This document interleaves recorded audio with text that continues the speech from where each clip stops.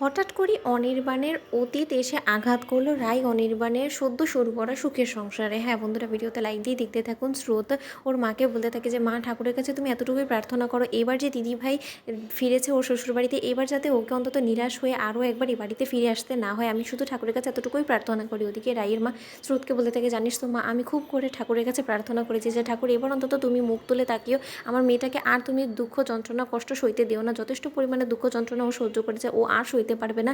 সবে মাত্র মেয়েটা ভালোভাবেই এখন ওর শ্বশুরবাড়িতে ফিরেছে, এবার শুধু ঠাকুরের কাছে প্রার্থনা ও যাতে মন খুলে এবার সংসারটা অন্তত অনির্বাণের সাথে করতে পারে।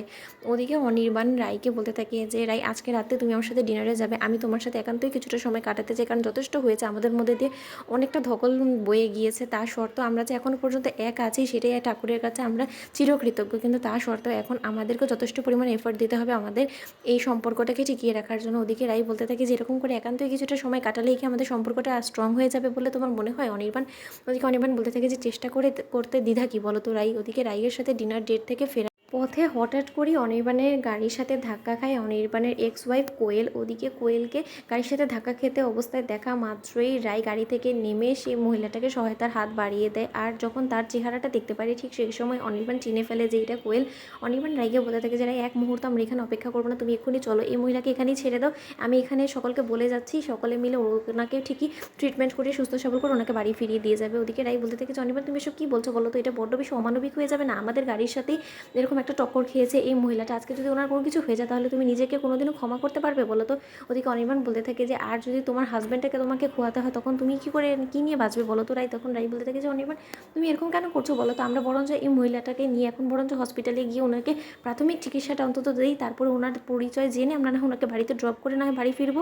ওদিকে অনির্বাণ বলতে থাকে রাইয়ের উপরে চিৎকার করে যে রাই, যেটা আমি বলছি তুমি সেটাই শোনো, কারণ এরকম করে তুমি আমার এবং তোমার জীবনে অনেক বড় বড় ঝড় এনে ফেলেছো। এই কথাগুলো আমি আর কোনোভাবে রিপিট করতে চাই না, যা বলার আমি তোমাকে বাড়ি ফিরে সব কিছু খুলে বলবো, তুমি প্লিজ এক্ষুনি গাড়িতে উঠো, আমি তোমাকে এক্ষুনি বাড়িতে নিয়ে যাবো। ওদিকে এই কথা বলা মাত্র রাই বলতে থাকে যে না অনির্বাণ, তুমি এতটা অমানবিক হতে পারলে, আমি এরকম পারবো না, কারণ আমি এতটা পাষণ্ড নয়। ওদিকে অনির্বাণ বলতে থাকে যে কেন বুঝতে চাইছো না রাই, ও আমার এক্স ওয়াইফ, আমি ওকে খুব ভালো করেই চিনি, ও ইচ্ছাকৃতভাবে হয়তোবা এই গাড়ির সামনে এসে পড়েছে, ও খুব ভালো করে জানে যে এটা আমার গাড়ি, ও নাম্বার প্লেট চেনে, তার জন্যই হয়তো বা ও এই সিনক্রিয়েটটা করার চেষ্টা করছে। দেখবে এখন ও গায়ে পড়ে আমার সাথে বাড়ি অবধি যাওয়ার চেষ্টা করবে, তুমি এটা বুঝতে চাইছো না কেন বলো তো?